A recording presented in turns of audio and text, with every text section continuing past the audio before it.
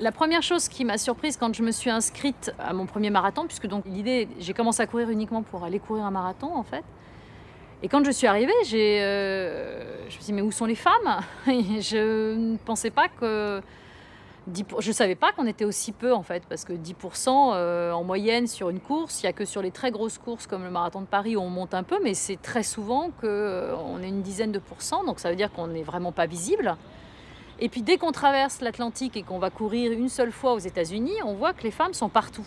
Donc je me suis dit, il y a un problème en France, et d'où vient ce problème?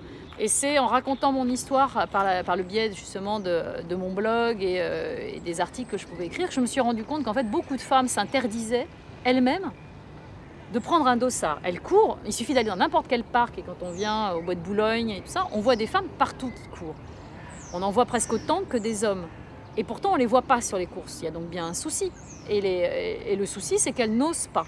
Elles n'osent pas prendre un dossard, elles ont peur. Et j'entends de tout, j'entends «mais si je finis dernière?» Et c'est des inquiétudes qui restent les inquiétudes. Je prends souvent cette image, mais on parle toujours du plafond de verre dans le milieu professionnel, où on dit que les femmes s'interdisent de postuler même à des emplois parce qu'elles ont peur de ne pas être à la hauteur. Et ben c'est la même chose finalement dans la course à pied, ce que je ne m'attendais pas du tout. Donc l'idée du site que j'ai lancé et de tous mes récits, c'était d'encourager les filles à venir me rejoindre, parce que j'en ai marre d'être seule. Ils sont gentils les garçons, mais si on pouvait être un peu plus de filles.